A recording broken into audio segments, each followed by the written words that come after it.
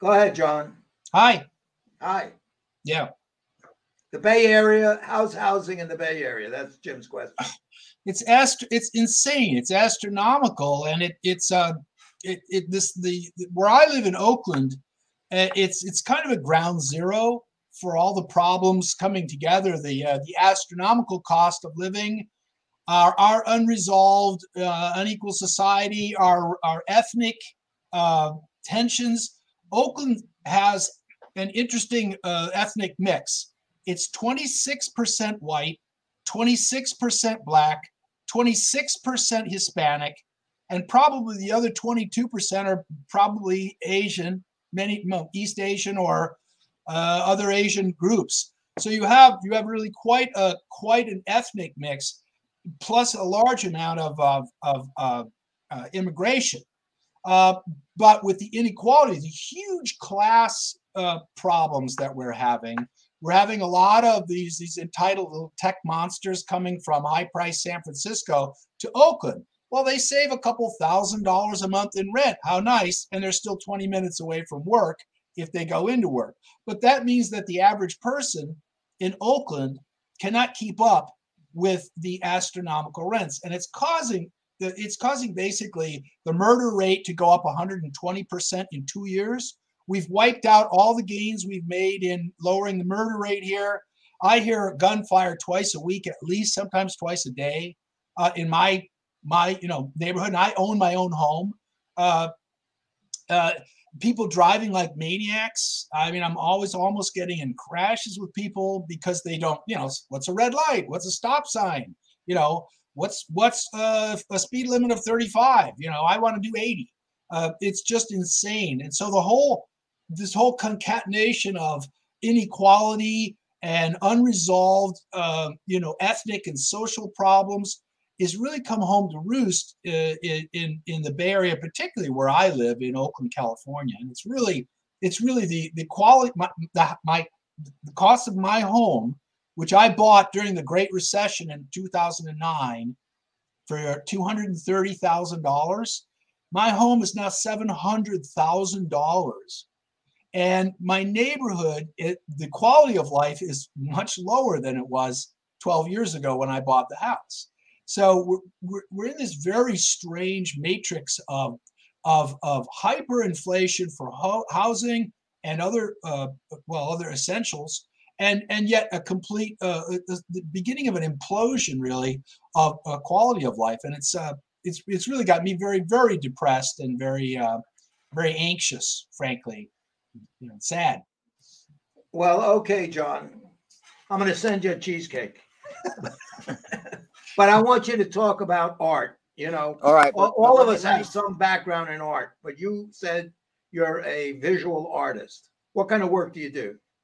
Well, over the years, it's evolved. I switched from the medical school at Michigan to the College of Art as a teenager, and I just decided I couldn't do both things. So I chose to follow my heart, and I've been a visual artist ever since, mostly painting, which has evolved into collage on canvas, and then digital prints, which is what I do for a living. I do digital printmaking for artists. And right now, in the last 3 years, I've been doing, believe it or not, I've been doing sculpture about gun violence, partly because of where I live. Well, this is the number one question. Where can we see it? What website? JohnSheridanArt.com. Okay. So what do you think has been happening? So how does art fit into the economy and all the things that are happening, including with COVID? And here's a major question. There have been a lot of articles recently about high-end art being used as a way to wash money. Specifically, Biden's son said he's an artist, and he was selling things, and he was supposed to avoid being at the gallery at the time of the sale, but he did show up. So I mean, it is an obvious thing, and somebody explained it to me.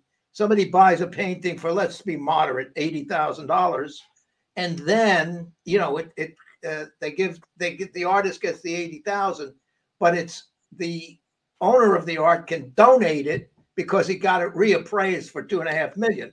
So then he donates it to a nonprofit and writes that off and saves the money on taxes.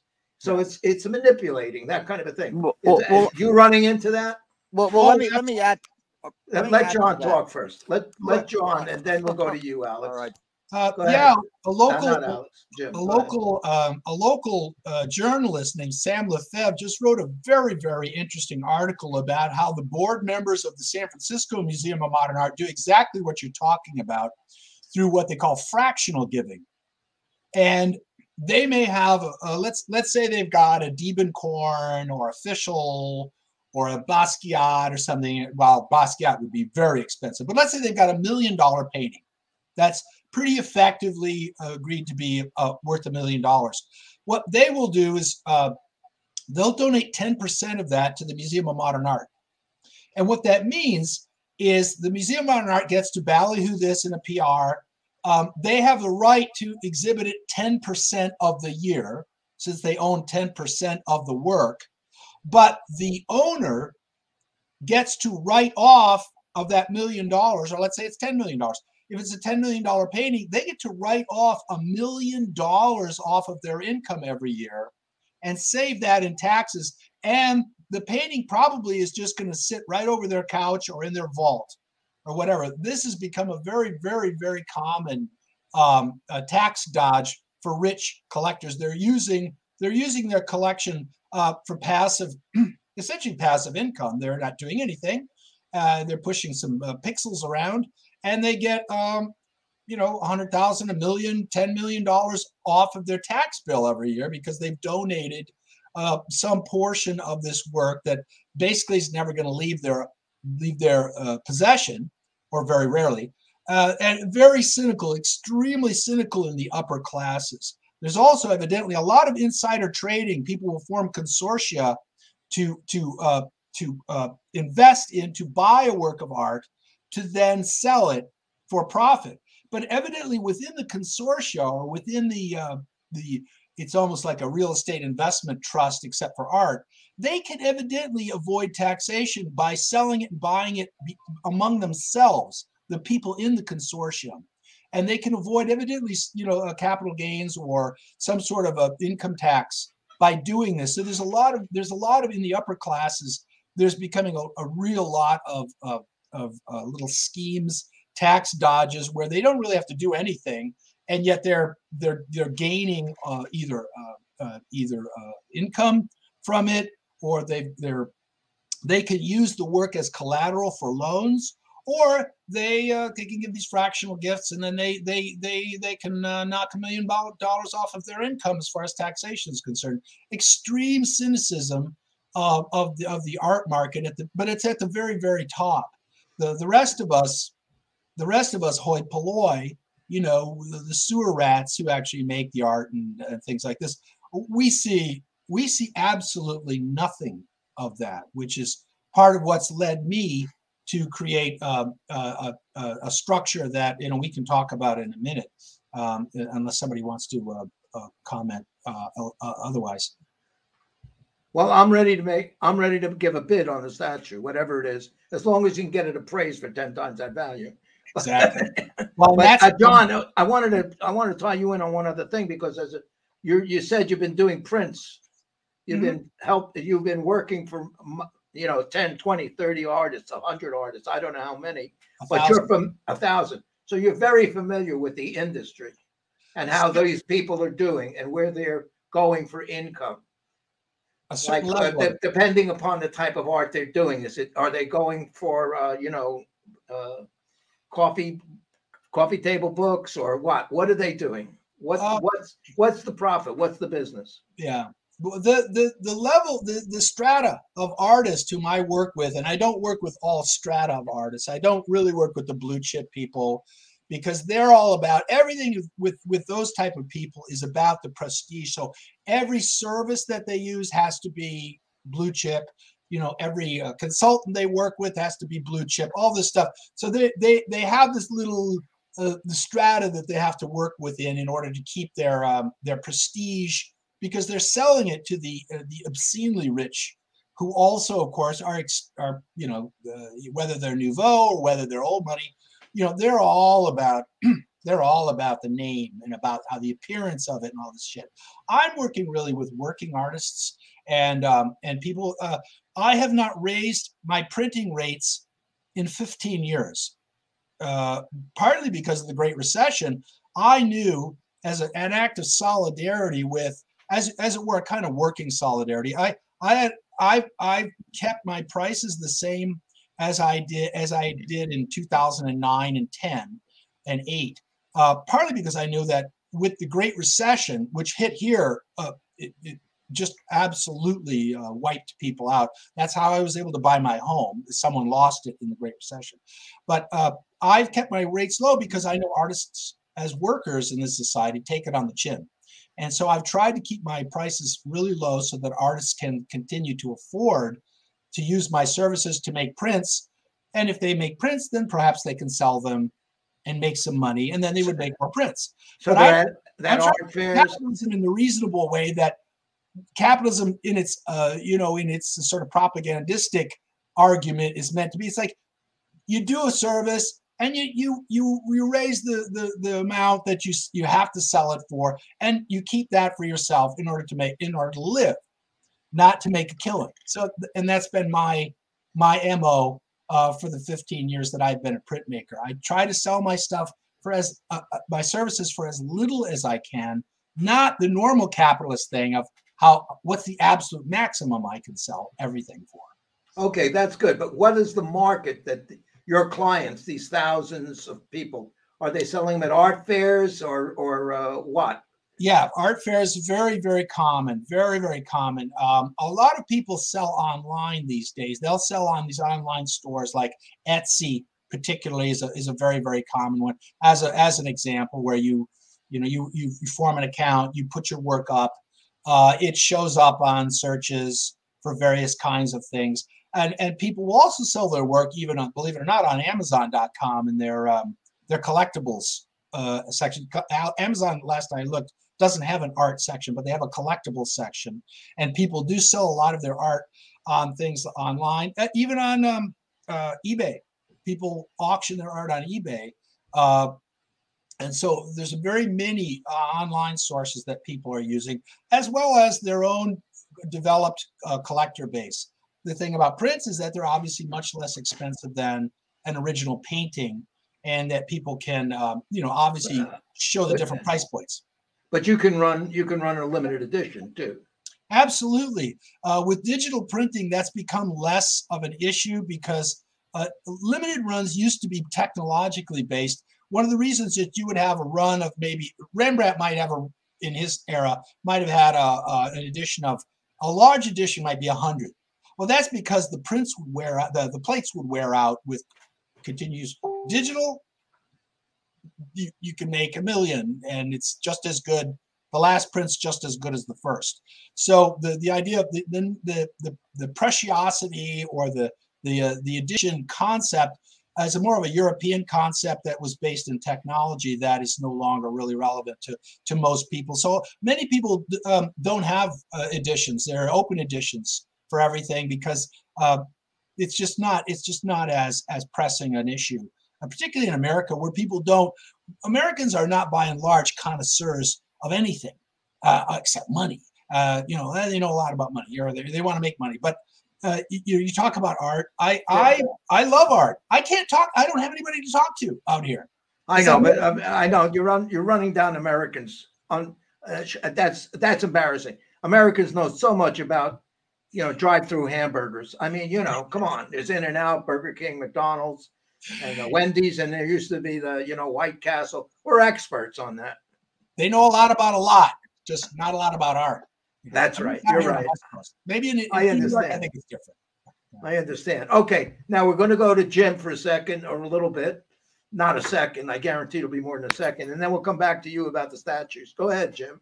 Well, thank you, and it's great to have John on to talk about these issues. First, I wanted to get your thoughts on, we were talking yesterday about the movie that was done on the Salvador Mundi, which I know Alex has seen too.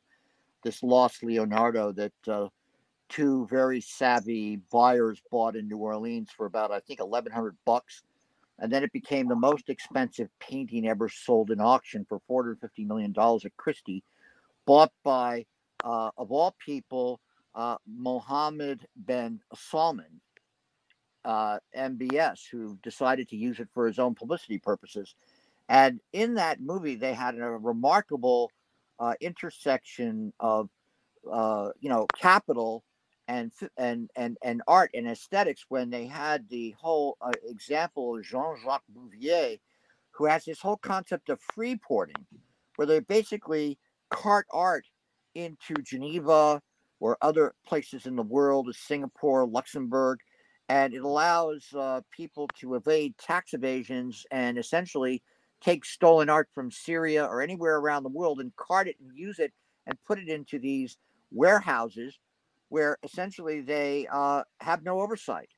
And so it sort of makes the issue of art and the value of art divorced from whatever one can look at it emotionally or aesthetically. It just essentially becomes another commodity. And I want to first ask you your thoughts on that. Want my thoughts on that, Jim? Yeah.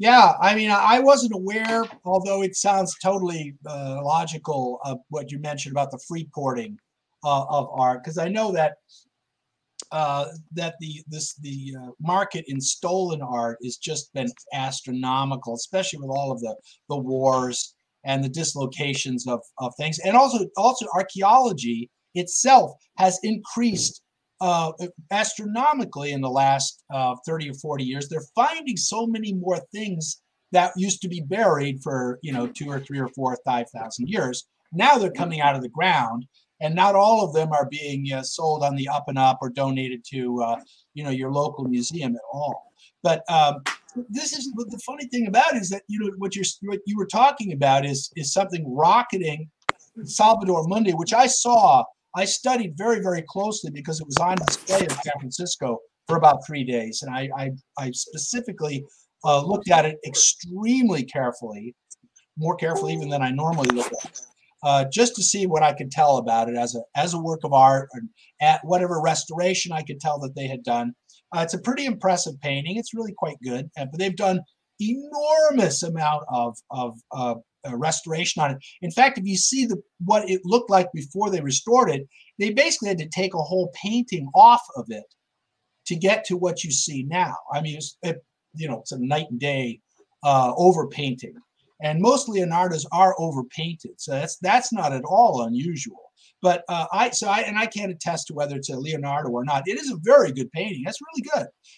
But the market that we're talking about, someone able to pay $450 million for one work of art this is in a realm of it's some other dimension of culture and economics and prestige and politics that are they just leave people like me really speechless, because I don't follow in those circumstances. I consider myself an experimental modernist artist, philosopher, if you will, but I'm just me.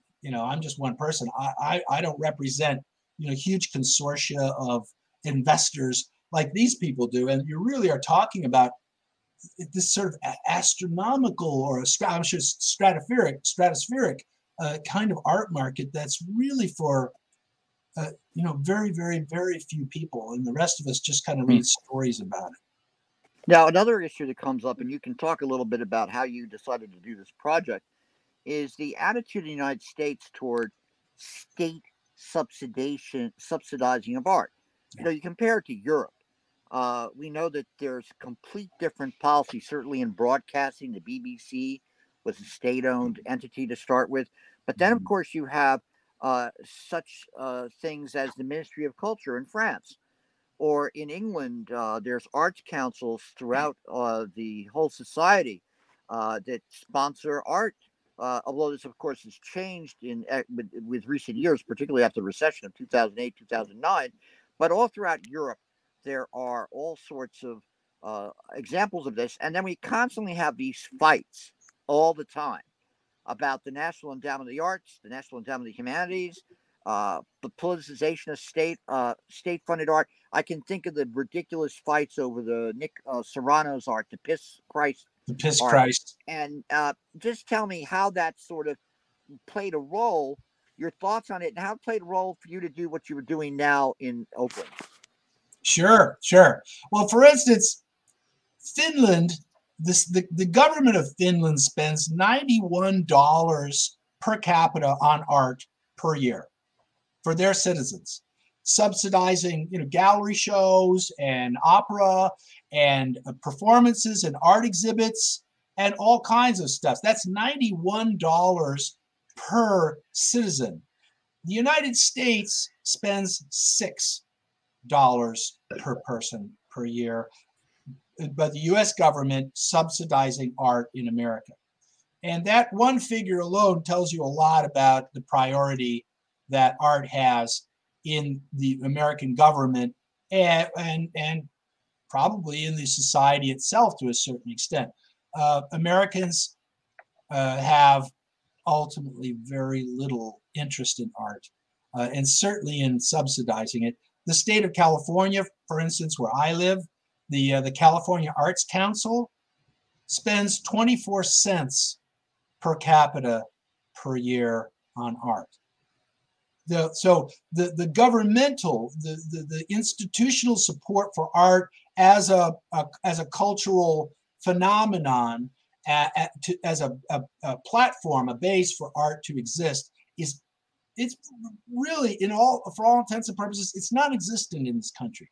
It's not that some people don't get a grant here or there, you can do something, but they tend to be very well-connected people, again, very class-oriented, or it's very politicized in some certain specific way. So I know this intuitively, but those few facts, I think, speak volumes. When the state of California, which is the fifth or sixth or seventh largest economy in the world, spends 24 cents on art per capita, that's bullshit. Why do they spend any? Save the money and give Gavin Newsom another another trip to Europe to gallivant around. I mean, what does it do to the average artist? It does nothing. Arts are denigrated. So I have come to the conclusion that given that we're basically run with a capitalist model, which is all ruthless, it's just about money and about narcissism, and you have a government that is non-responsive, and that I've decided myself to start a very historic project in the Bay Area, which is that I've started, and it's running right now, I've started the first ever regional series of art prizes for Bay Area artists. No one's even thought about it. I've lived here 45 years. No one's ever thought about it. I've never had a conversation with all the thousands of artists I've ever met, or gallery people, or journalists. No one's ever come up or tried to even suggest a solution, or a beginning of a solution, or some sort of a remedy. And I've just gotten so fed up that in my old age, I find, perversely enough, I still care. I still care about art. I still care about people, and which is kind of a prerequisite to that's your engine. And it finally occurred to me one day that these bourgeois and really bad art competitions, like you have the Turner Prize in England, which gives one artist 110,000 pounds, then they represent 65 million people in Britain. Well, to me, that's a slap in the face. That's worse than no art. That's worse than no prize at all. It's the upper class anointing some wriggling rodent of an artist in front of everybody and saying, yeah, we've anointed this one person. Here we go, everybody. Put this thing in a cage. So I have switched it. I've turned it around. My prize, which I call the Sheridan Prize for Art, gives 72 cash awards, but not in an area of 65 million people, but in the Bay Area, which is less than 8 million people. So I've taken the model, the bourgeois, upper class, elitist, slap you in the face model, and I've turned it around.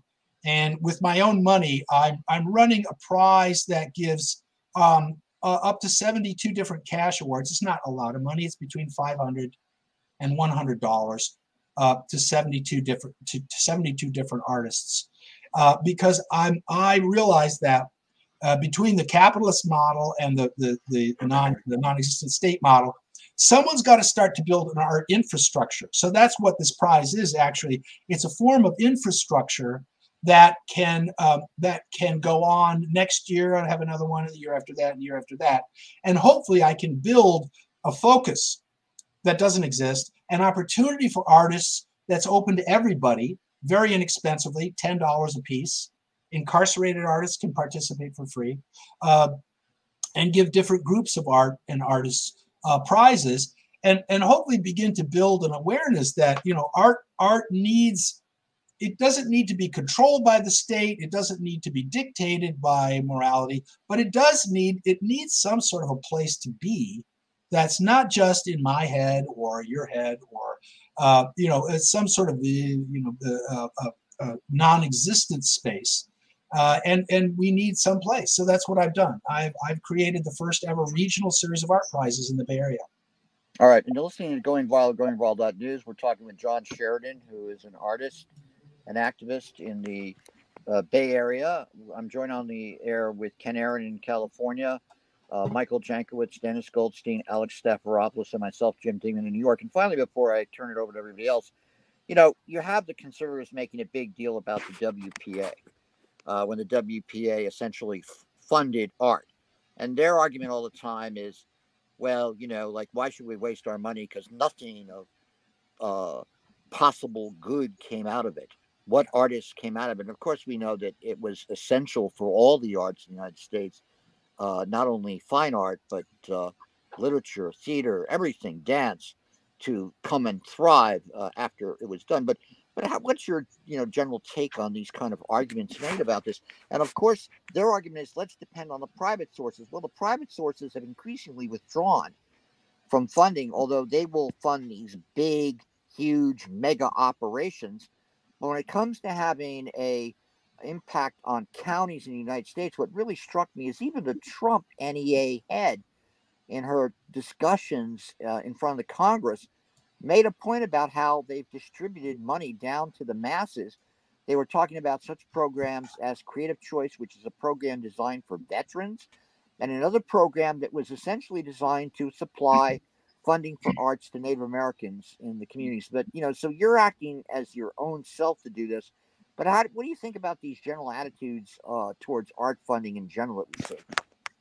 I'm actually not. I'm not specifically familiar with the two projects that you mentioned. They sound good on paper, you know, abstractly. I mean, I'm all for trying to extend the culture of art and the culture of creativity out into the society, because I think it's absolutely crucial specifically as a form of literacy. I can tell you for a fact, I can teach every one of you. Let's pretend that nobody can draw here. Let's just say that nobody can draw. I could teach you to draw in 3 months, guaranteed. I can do that because it's a basic human capability but most people don't believe that it is. They believe that they could learn to read and write because that's our bias. But to me, as a visual person who's also respects language very much and ideas, I mean, I had to be able to have an idea in my head in order to create this art prize. I had to be able to think and compare and decide, like, well, you know, let's flip the model and do something. Let's do something a lot better. But I'm essentially a visual person, so I have a bias that way too. And I really see that our society is extremely unbalanced in many, many, many ways. And one of the ways is that we don't promote art as a normal cultural mode for everybody. We don't make it a priority because, as I say, everybody can draw. They don't think they can because no one's told them that they can draw, but they can. We all have that capability. And my contention is that in a spiritual sense, in an emotional sense, in a creative sense, that the more modalities one has in one's own head, is that you can bring these different modalities to bear on day-to-day problems, on solving riddles of life, in creating more satisfying and dynamic responses. without having to, without having to, I don't know, give up, love of books, or give up love of logic, or give up the love of politics. You don't have to give any of that up. As I say, one of my first political things was at KPFA Radio. I realized that there was no art in the activism to save the station and the network. And I said, well, hell, we need some art. We need some protest placards. So that's what I started to do. And I knit my visual literacy into this political movement to save this progressive radio network, with BAI and PFW and Houston, LA, and Berkeley. And I was able to mesh it in because I do have ideas in my head, even though I'm not an intellectual, obviously, but I am an artist, and I could see, because I had I lived in both of these worlds, I could see how they could interpenetrate to actually make a really quite compelling contribution to things. That if you are a true intellectual and you really find that words, language, and maybe mathematics is the one way that you perceive the world, that's great. I mean, it's so much better than not having ideas and not having education. But I also see that the overall bias of the society anti-art, which is reflected in this crappy funding, keeps the society from having really a much more creative response to our problems. And you might say, well, what is, you can draw or paint or something. How does that solve the world's problems? Well, it helped me to come to a conclusion that I had to create a prize to start to create a platform, an infrastructure for art. My love of art feeds into my love of justice and my caring about other people and not just being a narcissist. Which unfortunately, so much of our society breeds a form of, to me, of extremely pernicious narcissism, and it feeds on each other. And I'm trying in my life, the few years I have left, or however much time I have left, I'm trying to find ways to create a structure that integrates what I think is very important, which are these different modalities of art, of politics, of justice, of access, of removing class barriers. My art prize cost artists $10 to enter. You could put a work up on my website for $10 and maybe you'll win a prize. Now, is that going to change your life? Probably not, but it's an encouragement. It's an acknowledgement that you matter as an artist, as a person, as a creative being. It's just a way to reverse the kind of atomization and to me fatal narcissism that's eating away at the society, and one of the reasons that we can't organize. Why don't we have a major leftist party in here? Well, active sabotage by the right, but also it's very, very hard in a narcissistic society that's 98% narcissism and capitalism and self-interest. It's very hard to get people to organize and give up huge amounts of their time and their energy and their money to try and represent people that they don't know, to help them. But that's in essence what I'm doing with this art prize in a small way, locally. It possibly can grow, but I'm trying to create a model, a conceptual model that breaks the narcissistic tendencies that I see in the art world, particularly as it's being batted around like a little badminton thing by the rest of the society and by the upper class and by the government. All right. Well, let me turn it back to Kenny and for others to talk. But I just had to say this quote of John Adams. John Adams wrote almost 200 years ago.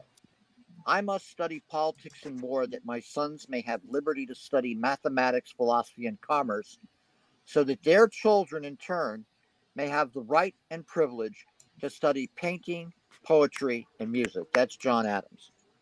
But Kenny, back to you. Okay. John, do you want to go into your sculpture? Oh, well, or you Oh, want to leave that to next time? my Now own or never? sculpture.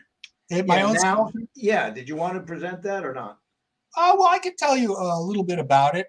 You know, I've suffered in my own If family. I just want to repeat one thing. Oh, JohnSheridanArt.com. yes, Okay, go that's ahead. my website.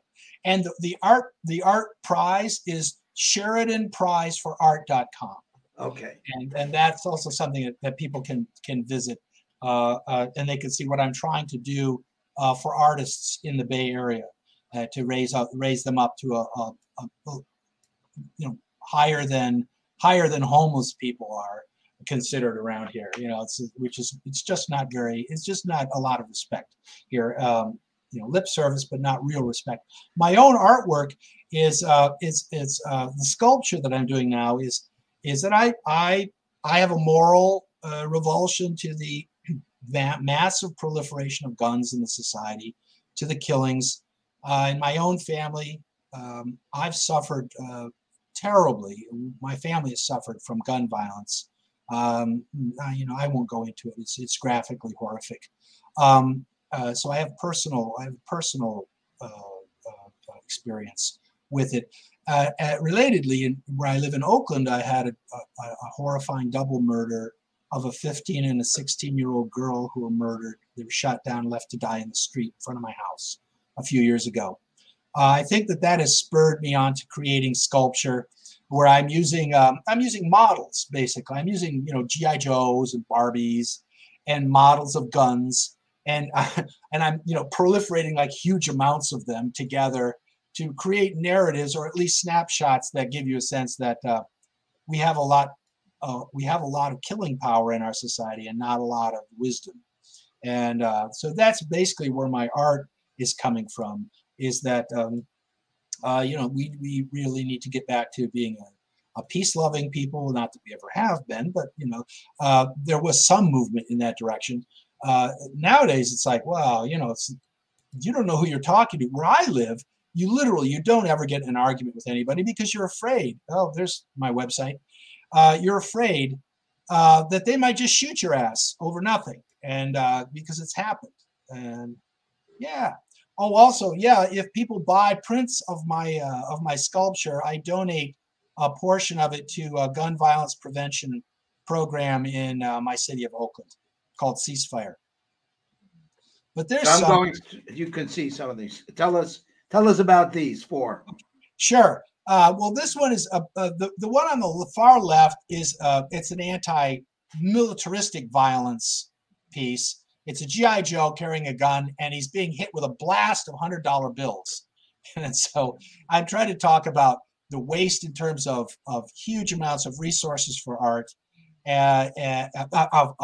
huge amounts of resources that could be used for things like art that are used in the military. The one on the left is a guy saying they're after my hamburgers, and he's kind of a good old boy. He's kind of a bubba, and he's wearing about 27 different guns. So he's like slightly over-equipped for the threat, but not according to him. And so that's my take on this sort of far right, the militias and that type of thing. The one up to the right is, again, that's more of an anti-militaristic piece. That's called The Battle of Skull Mountain. And it's a little hard to see because it's not anatomically totally correct. That's a skull made out of GI Joes and action figures, heavily armed with guns. And it's called Who Won the Battle of Skull Mountain. Again, it's just the waste. The one on the right is called Tears for the Women We Kill. And this was inspired by the girls that were shot down in the street in front of me. And it's also got a subtitle, Return with Wings. And so she's a kind of an angel whose spirit is still here. Not that I'm religious. I'm using the metaphor of an angel, except that her wings are made out of guns, in order to bring to focus the enormous cost in human lives that we take. Appallingly to me, I just can't even believe it, that the city where I live in, it's only 400,000 people, has like 100, 120, 100. This year we're on a pace for about 130 murders, most of them with guns, and people just shrug. And I find this to be absolutely unacceptable, morally abhorrent. I'm aghast, and I have to find some outlet. I have to find some outlet for this as an artist, and that's why the recent artwork has focused around violence, particularly with guns, militarism, and also money oppression.